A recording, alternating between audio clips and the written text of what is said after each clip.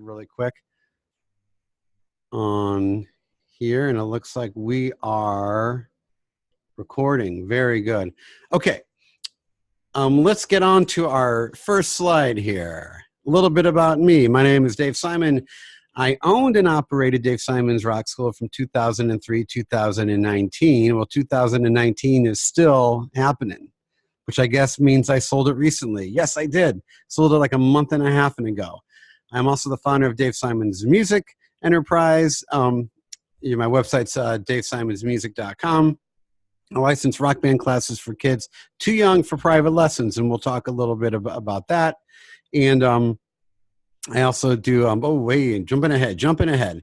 And I also offer marketing programs for music studios, and I'm the host of a podcast called Music Lessons in Marketing, which is also the name of a Facebook group, which I know many of you guys are on. Okay, it looks like we're getting kind of, more and more people. If everyone could just really quick, if you could type in your name and the name of your studio and the city, that would be great. If you guys can just type that in so we can kind of give, see who's with us and give everyone a quick shout out.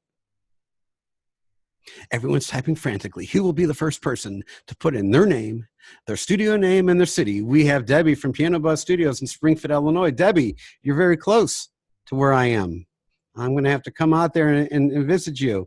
We have Alex Hopcraft of Footprints Music in lovely Toronto. Alex, you and I are going to be neighbors soon.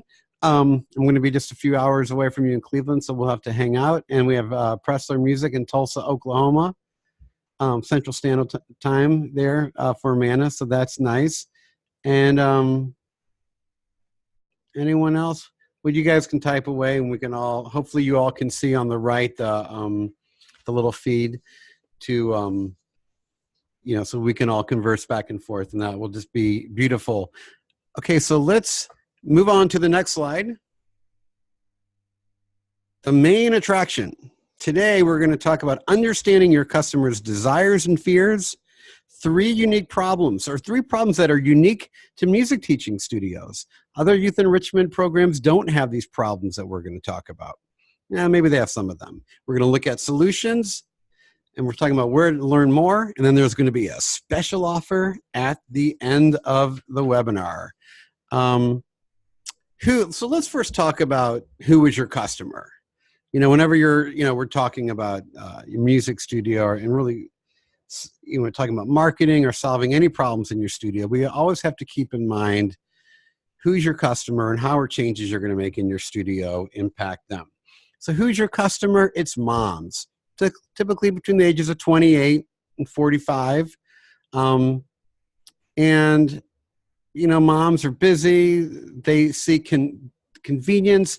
Is there anything else that any of you can add in, towards, who your ideal customer is? I mean, sure, we can throw in dads as well. Typically, when we get dads involved, they're running information back to mom. Anyone else want to add anything? Do you guys feel okay about that age range, 28 to 45? Sure, the kid's the customer too. But we're going to, in a second, talk about what is it that moms want. And, they're certainly going to want what's going to make their kid happy. But really, when it comes to solving problems in your studio, we need to look at moms and understand who they are. And now we're going to look at, what do moms want? They want their kid. And moms know who they are, but moms want their kid to be in some type of youth enrichment program that are going to help a child answer the questions: who am I? What am I good at? What are my superpowers? And where do I fit into the social order? We have something here from Debbie Ferguson. Moms that are intentional with kids' activities, mindful of overscheduling. Yeah, I think that's great. So this whole idea of convenience. And you know what? If you are a studio owner and you're a mom, you got a huge advantage because you understand what moms want. Folks like me, I'm not a mom. I mean, I have to run things by my wife all the time. I always run my marketing by her because she really can connect. And the better we understand understand moms. I mean, even if you're a mom yourself, you maybe don't fully, deeply understand what it is that you desire. You have to think about it, and talking to other moms is super helpful. Moms that are intentional with kids, yeah.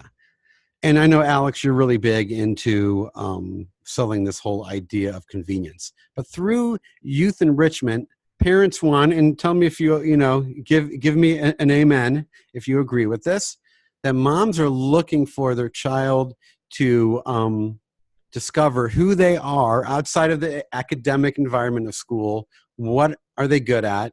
What their superpowers are, what their talents are, and where they fit in society at large. Anyone want to give me an amen or challenge me on that? And sure, moms want their kids to be happy. That's a part of it. I got an amen from Alex. I got one amen. That's all I need. Got another amen from Amanda Thomas. I wish I had a Hammond B3 organ right now. Okay, so good. So let's move onward. What do moms fear? What do moms fear when it comes to private or to music lessons? Let's specifically talk about that. So when I was back here and talking about what do moms want, really they're talking about what motivates moms to seek out any type of youth enrichment, whether it's music, dance, gymnastics, art classes. They're all looking for something. And moms, I mean, I see with my own family, we don't care what our kids do as long as they find something that helps them answer these questions. But what do moms fear when it comes to music lessons? They fear that it's going to be too hard for their kid, that there's going to be a fight over practice, that the kid's going to fail at it. The kid will feel like a failure, and then it could have a negative impact on a child's self-esteem. And they fear that their child will hate music lessons as much as she did. Can I get an amen? Or can any of you open to challenging me on this or add to it? What is it that moms fear? I'm going to move on. You can give me an amen. You can challenge me. You can add to the list. And I'll check for your responses on the side here. Okay. So understanding what our customers want and desire is important. Understanding what they fear is also important, because if we, through our marketing, can dispel their fears, we're going to build trust. And that's always important. Before people can buy from you, they need to like you, and they need to trust you. So let's move onwards. 3 common challenges. These are 3 common challenges in music studios. And I'd love to hear you guys chime in on this one. This is really what today is going to be about. Read through this very extensive list of 3 bullet points. 3 common challenges: private lessons and profit margins, and younger kids in private lessons, and summer retention. So 3 things that music studios often struggle with. Let's first look at the private lesson problem. The private lesson problem is unique to us music studio owners, because if you own a dance studio, if you own a martial arts studio or gymnastics studio, you don't have this problem. You're offering group classes. That's what the whole thing is group. I don't know if any of you have heard the podcast. I had a music studio, one of my episodes of my podcast, I had a music studio owner who brought in private music lessons into her studio. And she's like, I just don't get it. Where are the profit margins? I don't know how music schools do it. And this is a big problem for us. When somebody calls for music lessons, they have a high desire to sign up for music lessons. They wouldn't have called you if the desire wasn't there. But there's low profit margins. And then another problem with private lessons is there's a practice expectation.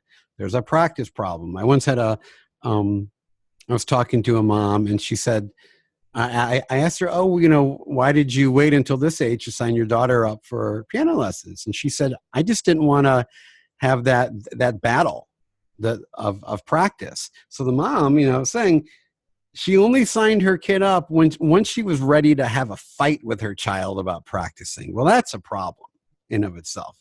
And we'll I'm going to address the practice problem on a upcoming podcast. But this is a challenge of private lessons, is that there's low profit margins. What about group lessons? Anyone here do group lessons, group piano, group guitar? Ooh, low motivation, enthusiasm. We're getting some stuff here. Alex, okay, so I want to talk about Debbie. Debbie, get your fingers ready to do some typing. Debbie Ferguson. Low motivation and enthusiasm. You're saying that's a challenge that kids have in terms of practicing?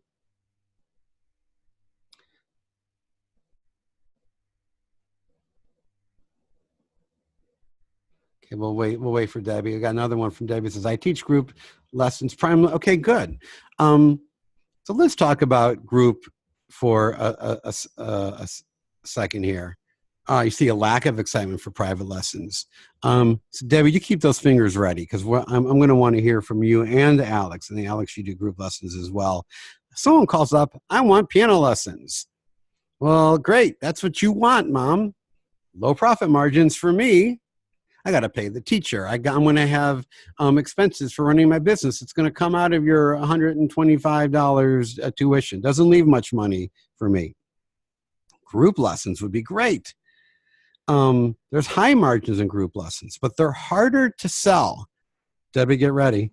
They're harder to sell if the mom's calling and wanting specifically private lessons. And you have to convince the customer that the group lesson is of higher value.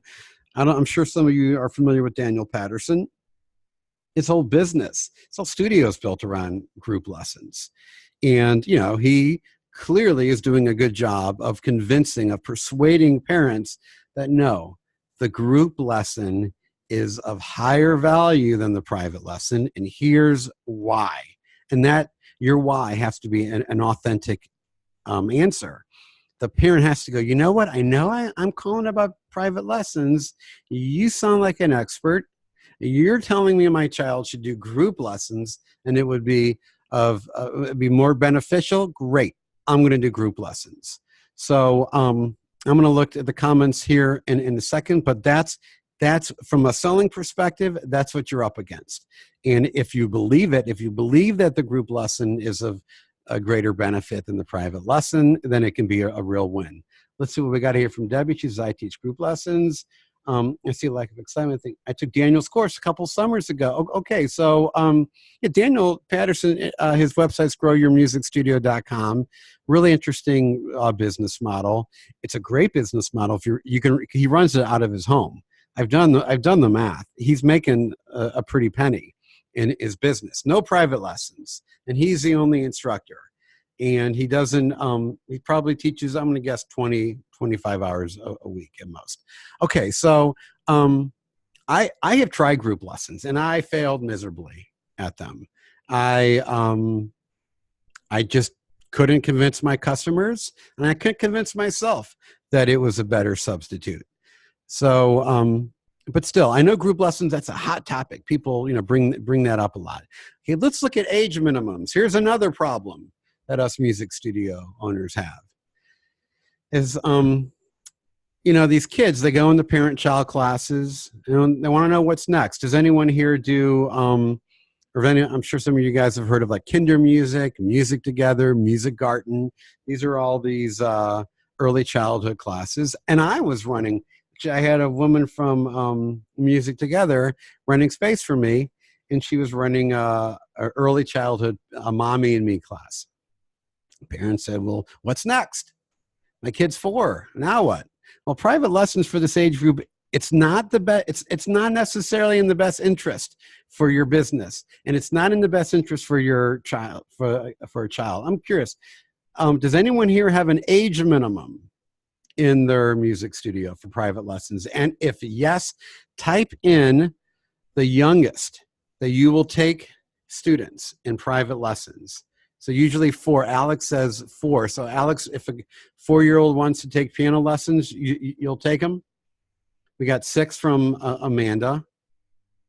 I always felt 7 was kind of like a safe age.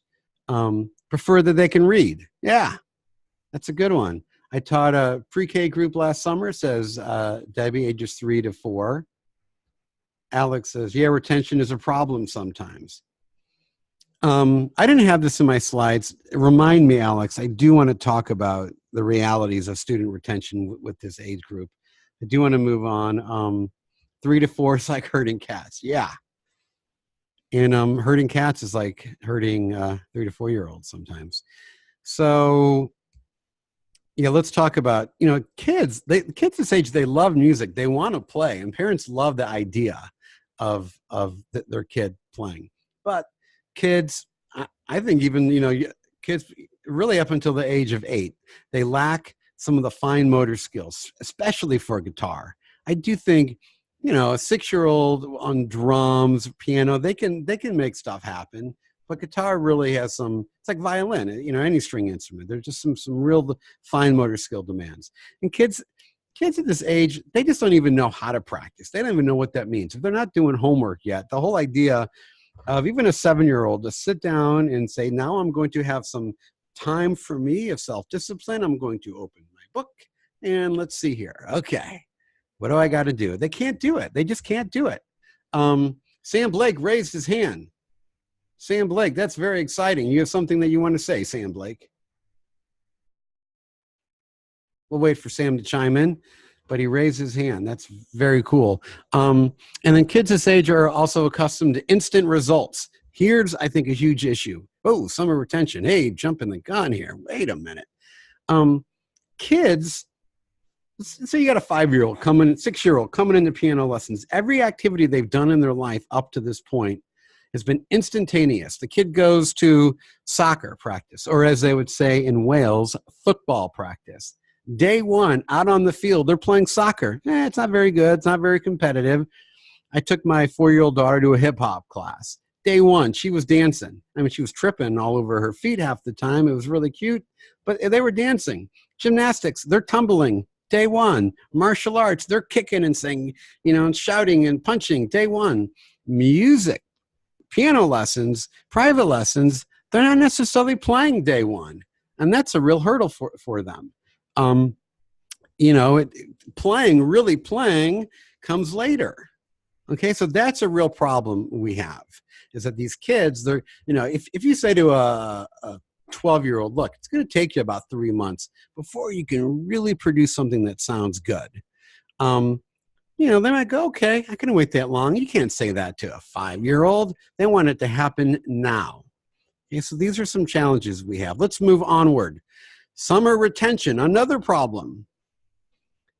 And I'd love to hear, and I'm going to read some of these comments in a second. Actually, I'm going to read some of these comments, and then I want to get into talk about summer retention here. Debbie Ferguson says, think a lot about piano related to dance classes. Dance has such mass appeal for the reasons you mentioned about your 4-year-old. Right. But the kids love the idea of playing music. I mean, everyone loves it. It's such an innate love, and it's such a, it's a human need. You would think as music schools owners, we'd be like, every kid would want to be taking music lessons with us. But what you got parents going, well, I hated music lessons. So we've got to fix that. It's up to us with our students for the music lesson to be the highlight of their week. Is it possible that the music lesson can be the thing that they're dreaming of and hoping, for, and, anticipating? If we can answer is yes, summer retention, see that segue into this next slide? Summer retention will be better. We'll have better retention. At my studio, I'd see a 25 to even 50% dropout rates in the summer. Where did everyone go? I'd like for you guys to share, do any of you see dropout rates like this in the summer? Do any of you grow in the summer? Can you want to just kind of, share with us a rough estimate of what percentage dropout rates you have? And where's everyone going in the summer? 90%, no joke. I believe it. That's painful, Alex. Feel your pain, man. That's a lot. Anyone else see significant dropouts rates in the summer? I've actually experienced the opposite. I lose a couple of students, but seem to gain several. Yeah, I've heard a few people say that. You know, I'm curious, Debbie, are you a solo teacher or do you have other teachers working for you? They all go to camp or a cottage. What does that mean, cottage? Is that a Canadian thing, Alex? What I have found is vacation and camp, sleepaway camp. And I also think summer is where you find out how connected your students really are to your studio. How emotionally connected are they to you? And, you know, what if your students could say, I know it's going to be tough this summer, we're going to be on vacation, but I can't imagine my life without going to the studio. Like, we have to find a way to make it work. If you can come up with that, I ramp up the fun factor for summer, ramp it up year round. You know, I'm going to, for those of you that are familiar with Mike Grande and Danny Thompson, these guys have really been ramping up their customer experience and really just trying to create an over-the-top experience. And I'm going to check in with these guys in July and see how they're doing. But summer camp, vacation, and parents just saying, I want a break. I don't want to like deal with scheduling. I need a break. And what if the parents say, yes, we're going on vacation for a month. Yes, it's going to go away to sleepaway camp. Yes, I want a break, but I just can't imagine us not being at Debbie's music studio. We just love it there. It's such a part of our lives. So we're going to talk a little bit more about summer retention. Let's move on. So let's talk about KIDZROCK and Junior Rockers. What I am about to present to you is how KIDZROCK and Junior Rockers can solve these three problems. You know, there's other challenges in your studio as well. But let's talk about these programs and how they will solve these problems. What is KIDZROCK and Junior Rockers? They're rock band classes for ages 4 to 7. That's KIDZROCK. And then Junior Rockers is for ages 7 to 11. So yes, there is an age overlap there. It's designed for children who are brand new to playing an instrument.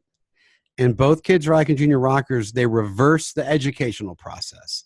So kids are playing in a rock band on day one. No private lessons, nothing. They show up and day one, they're in a band. Just like the kid in hip hop. Day one, they're in hip hop class. Soccer, day one, you're out there, you're on the team. Martial arts, you're out there in the studio. You're kicking and screaming and punching and breaking wood. And the kids don't play in recitals. They play in concerts. So different connotations there. Private lessons is the destination. Sort of like if your kid joins a baseball team. Every kid goes on to the t-ball team, you know, when they're 4. But the gifted child, the child that really has a talent is going to start working with maybe a batting coach. Okay, so it's kind of the same thought, is that private lessons is for the kid who's really committed and really wants to build some skills. And both of these programs are easy to implement and they are totally turnkey. The objective is that you license these programs, and I provide you with everything that you need to run the program, but can still remain focused on your marketing and the operations of your studio. And these programs have increased profits for studios as much as 30%. You know, we have these, like, we call them the licensing superstars. Some of them are seeing up to a 30% increase in sales. So that's a pretty attractive deal. I'm going to see if there's any questions going on here. Debbie, I'm loving how you're just getting in there. Before group lessons, though, I used to experience high summer dropout rates. So Debbie, you know, looks like you were doing private lessons, and then you got into group, and you were seeing better retention. So okay, well, good. Let's move on here. Why KIDZROCK and Junior Rockers? Okay, we're going to address our problems here. We're going to address the desires and the fears of moms, and we're going to talk about our problems as studio owners. Why Kids Rock and Junior Rockers? It gives moms what they want and desire. Moms that are listening right now, chime in. We send our children to youth enrichment programs because we want them to discover, who are they? I'm a musician. That's who they are. You know, one thing I always say at the beginning of a Kids Rock class is like, who here's ever played electric guitar before? No hands go up. Who's ever played drums? No hands go up. At the end of the class, I say, now raise your hand if you've played guitar before. And raise your hand if you play drums. All the hands start going up. At what point does a child feel like they can take on the title of musician?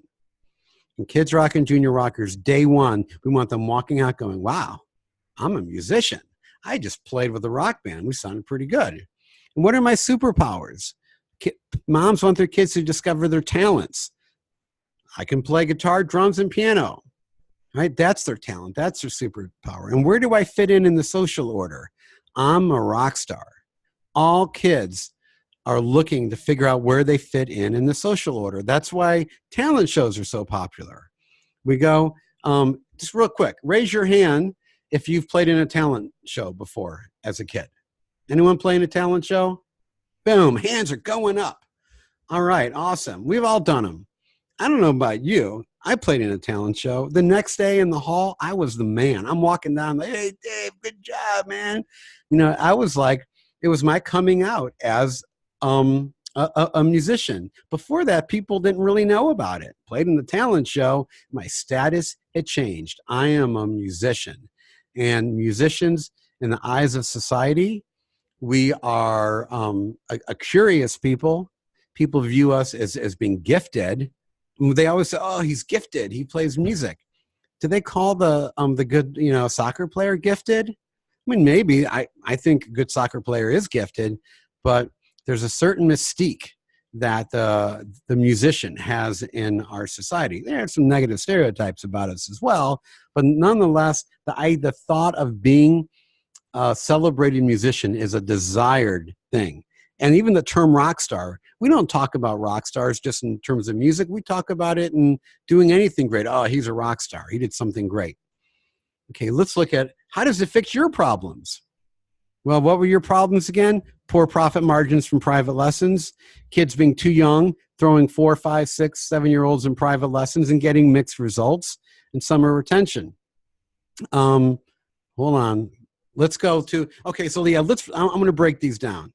All right. I mean, profit margins is easy one to figure out. You got 4 or 5 kids in a band. They're paying $110, $120 a month. You got one teacher that you're paying, right? Debbie and Alex, you guys are doing group stuff. You're, if you're doing all private lessons, your profits are just being eaten away. One kid, one teacher, one chunk of money, one, check. You got one person you got to pay. If you got 5 people bringing in tuition, they really just chew away at the expense of that instructor. Kids Rock and Junior Rockers, the programs are designed, and I know you guys are gonna have questions about musically how this works, and we can talk about that. But I want to just focus on you can put a 4-year-old in Kids Rock. The instruments are customized. Everything's musically designed to make this a reality for the 4-year-old, to make this a reality for the 9-year-old that's never played. Everything is custom fit to make this a reality so that day one, the kids are up and playing. Then the kid feels successful on day one. Kid's a musician, the kid's in a rock band, the kid has a concert. They even had a lesson yet. 2-3 months later, they're playing to a cheering crowd of a couple hundred people. They haven't even had a lesson yet. Just like the kid on the soccer team. The kid, the 4-year-old's on the soccer team and everyone's stumbling down the field and the whole team's going after the ball. And then little Johnny kicks the ball and it goes in the goal and everyone erupts and cheers. The kid's never even, doesn't even know how to kick the ball properly. He's kicking with the tip of his foot. Doesn't matter. He had that experience. It's giving moms what they want. And then summer retention. First of all, the kids in this age group, especially the KIDZROCK age group, they're not overscheduled like the 8, 9 kids older. They're not going away to sleepaway camp. They don't have much to do in the summer. So yes, you will see a drop off. Or in KIDZROCK, I will see a drop off in my enrollment, but it still does better than my private lessons. And there's in the operations manual is a summer camp. This KIDZROCK summer camp. Every detail of the camp's there, so you can bring in new revenue through camp in the summer through KIDZROCK, and then your KIDZROCK summer camp, that's going to set you up for the fall. Okay, so let me see if there's any questions here. Here's something from Debbie. For group lessons, though, I used to experience high summer dropout rates. Love the bullet points. Is the list available in PDF or elsewhere? Yeah, you know what I'll do at the end is where you can schedule a 20-minute call with me. And actually, this is all being recorded. I also have more detailed notes from the webinar that I can share with you. Yeah, that math makes me happy. Yes, I hear you. I'll never forget when I met with my uncle, who's my mentor, at the very beginning of my studio. He had me map out how I was going to make money with my studio, and he's like, "Wow, your profit margins are terrible with these private lessons." And I was very defensive, and I mean, the math doesn't lie. There's nothing you can do about it. It's one thing if you yourself are the teacher doing all the teaching. That's one business model. But the minute you bring a teacher on board, you got to pay that teacher. You got to pay rent now. You got insurance you got to pay. You got all these new expenses. Oh, and hopefully somewhere at some point, you get to pay yourself. And that can be a real challenge.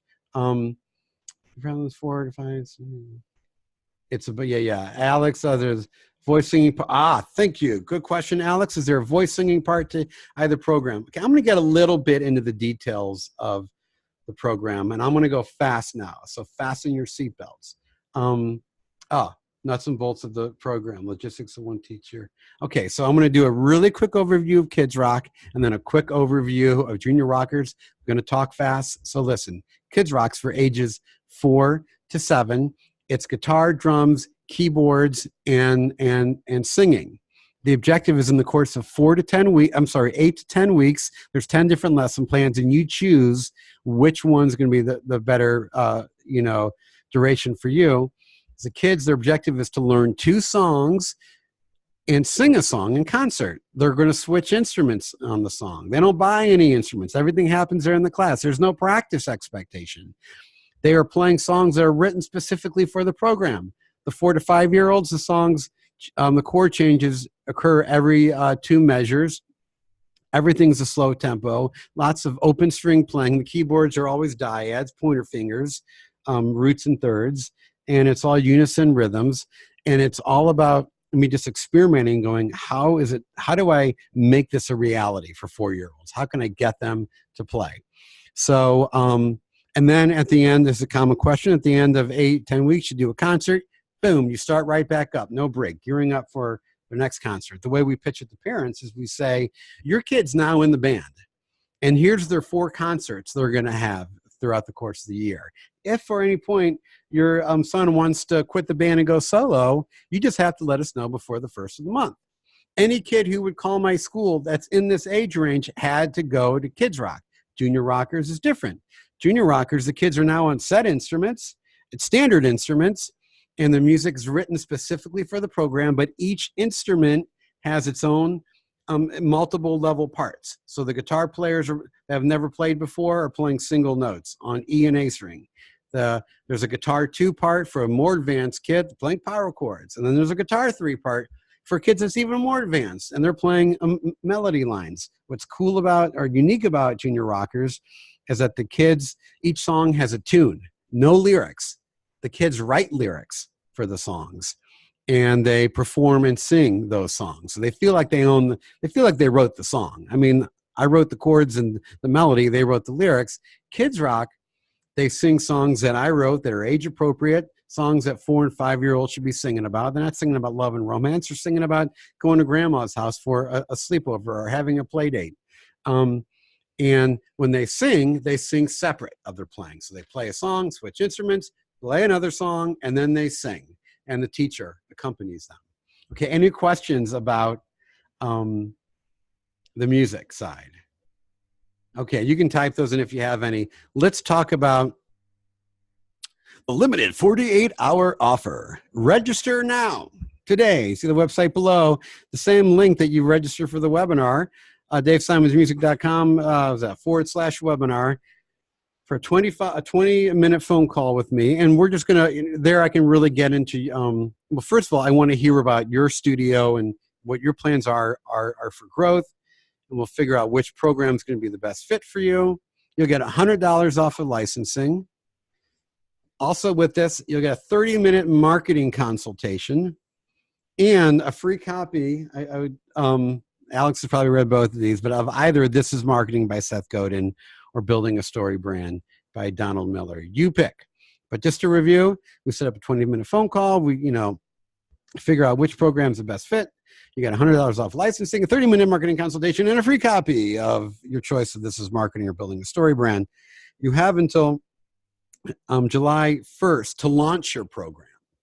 So for 48 hours, this offer is being offered. All you got to do is go to the website, put in your info. We'll set up a call. Then you got to launch your program by July 1st. It takes about, 5 to 6 weeks to market it, appropriately. But look, summer's coming. It's mid-April. We still have some time. Let's see what we have here. Cost. So it's a one-time buy-in, $500. That's you get a protective radius with that, so I can't sell to your direct competition. You get the program, and you get guitars with KIDZROCK. It's a $300 buy-in if you start with Junior Rockers. I encourage you to start with KIDZROCK. Most people start with that, and then they add Junior Rockers on later. Only start with Junior Rockers if you have a rock band program and you want to offer something for younger kids, but don't want to go that young. And everyone who started with Junior Rockers, they always wind up adding KIDZROCK on. And then it's $220 a month for the program. I say to studios, look at what you're charging for 30-minute private lessons. That's my dog barking. Look at what you're charging for 30-minute private lessons, and then back it up by like $15 or $20. That's what you should be charging for KIDZROCK. It's a 45-minute class. Most people are charging between $100 and $135. So 2 students in your program should cover the licensing fee. And really, that first band's going to be a wash. It's the 2 kids are going to take care of your licensing fee. You're going to have another kid, contributing to the payroll of the teacher. I might sneeze. Let's see if it happens. Someone give me a bless you, please. I need a bless you typed out there. And then you're going to have, marketing. Thank you, Alex. Then you're going to have, marketing expenses. That second group of 5 kids, that next group, that's where you see the profits. If you've got 15 kids in your program, 12 to 15, you should be tripling to quadrupling your investment. More importantly, you can get it to give your school a nice, 15 to 30% overall growth. It's a great deal. Okay, let's see what we got here. This is from Debbie, $220 for KIDZROCK only. Yes, for KIDZROCK only, it's $220. And then it's $200 a month if you add on a second program, if you add on Junior Rockers. I encourage people to start with KIDZROCK because KIDZROCK is going directly to a need in your community. You got kids coming out of these parent-child classes and they have nowhere to go. And they're calling you up, trying to squeeze their 4-year-old into piano lessons. KIDZROCK's like, no, you're going to go right in the KIDZROCK. Also, KIDZROCK, all you have to say is rock band for ages 4 to 7. Parents are scratching their heads. How is that possible? My kid's too young for private lessons, according to you, and you're saying they can be in a rock band? Come on, what's going on here? You explain it to them, they love it, and they sign up. Junior Rockers is actually a bigger profit driver for schools, but it's a feeder program, or it's a destination program for KIDZROCK. I would advertise for Kids Rock on Facebook. I never advertised for Junior Rockers. It was only through internal marketing, because I had to get people to buy into this whole idea of no lessons. And I got to a point where most of my kids in private lessons were older because they were all in the Junior Rockers and Kids Rock program. Yes, that's US dollars. So got to kind of figure out, 220 for 2 months. No, 220 a month. You should be charging your students monthly at, I don't know, I mean, 100 minimum. But their school's charging up to 140 a month. So even though the program, every 2.5 or 3 months the kids perform, don't think of it as like an endpoint. You know, my retention with Kids Rock was struggling, because I would say, okay, 8-week class, we got a concert, we're going to take a week off. And then that week I would do free trial classes. Well, people were dropping out of the band during that week. So what I saw a huge positive impact in retention when I said, you're in the band, here's all your concerts, these are the breaks that we have for the year. And they're just like everyone else in the school. And the parent had to initiate dropping out. Teaching qualification, great question from Debbie Ferguson. What kind of teacher qualifications are there for Kids Rock? Well, your 28-year-old Berkeley grad might not be the best person for Kids Rock. Your 18-year-old high school senior who's just great with kids and is an okay, player, that person might be a better fit for Kids Rock. It is definitely more about their ability to connect with kids, connect with parents, and command respect. I had a teacher teach Kids Rock who took a few bass lessons in college, but she was a preschool assistant. She was, to this day, one of my best Kids Rock instructors, because she knew how to connect with kids. And she played on a bass that was set up like a Kids Rock guitar, because she really couldn't play that well. But she was an amazing teacher. She was just great at connecting with kids. So it's a Kids Rock teacher is a whole different beast. Typically what I would do with my teachers is, I would kind of figure out who on the staff has got that personality, and I'd pay them their regular hourly teaching rate. It's an hour-long class, and 45-minute long class, and I'd pay them for the hour. So again, you can just hop on over to davesimonsmusic.com/webinar, sign up for a 20-minute phone call with me, and we will figure out if which program is the better fit for you. Any more questions?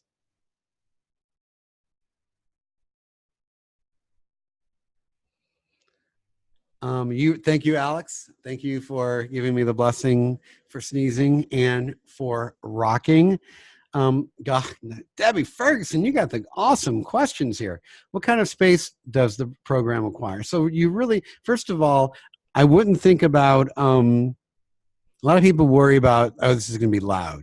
It's really not a loud program. The whole band is plugged into one amp.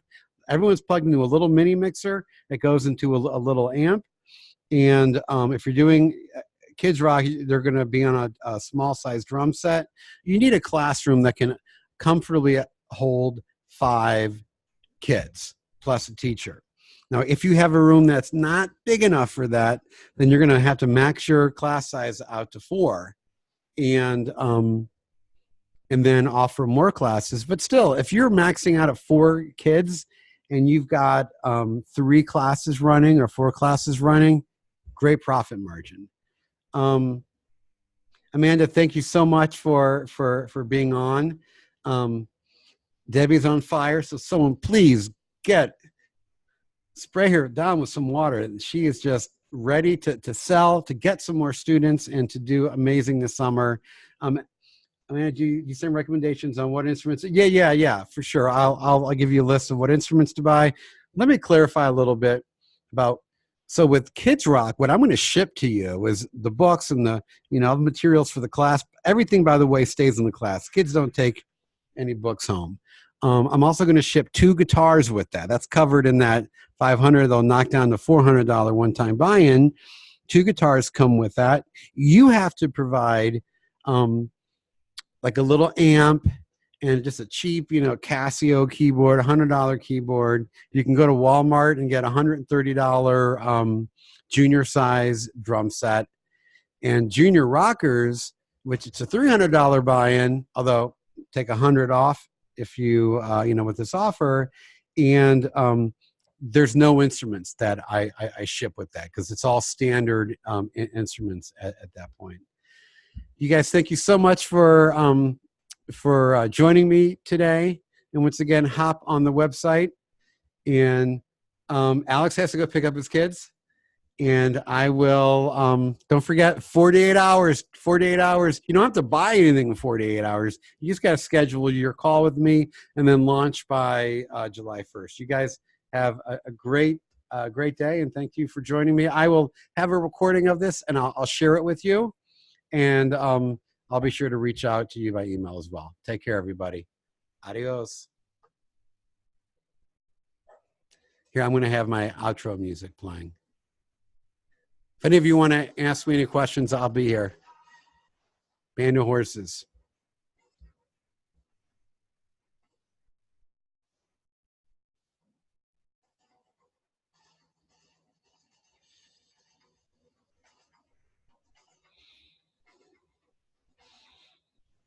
Now, you know what I should do? I should play you guys videos of KIDZROCK kids.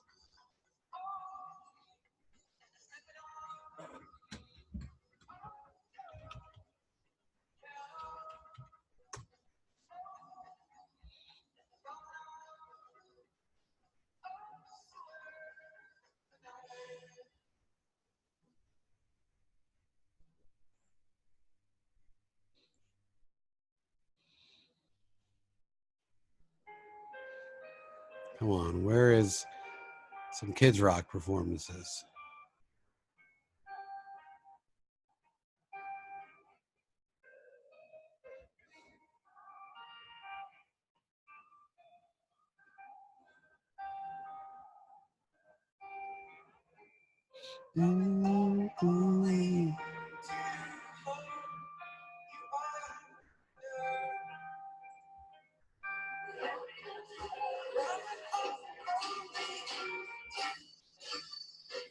I hear some kids from a few years ago. These guys are 5 and 6.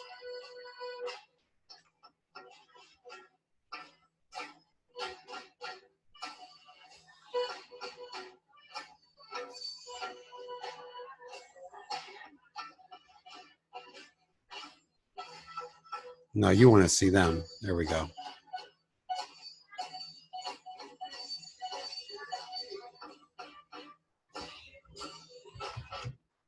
Oops.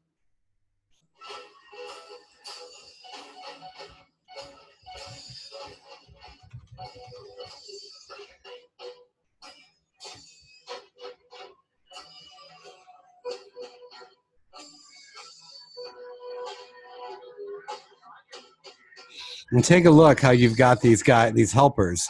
You see this? You got an adult keeping the keyboards in line, an adult on drums, matching what the kid's doing, a teacher on bass, and that's me in the audience talking to the kids and playing guitar.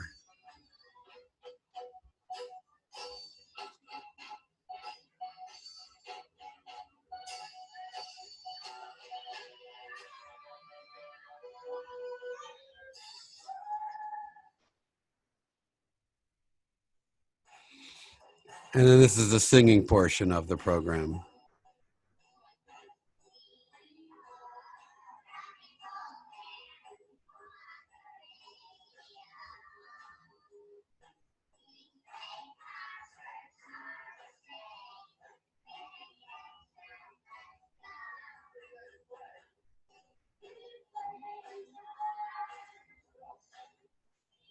As I'm looking here, this kid's still in the school. This kid is, he is, she is. And this is from 2015. Doesn't have the date here.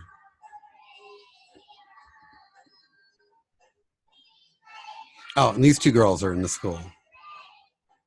And that girl. But they're all like 11 now.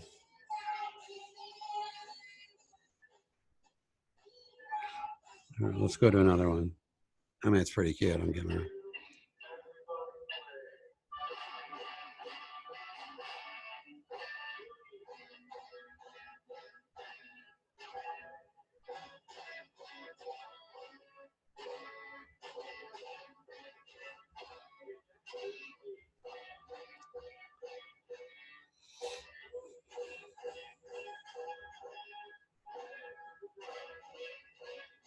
Right. So the teacher there, he's actually, that's a student, older kid, helping this kid when he gets lost.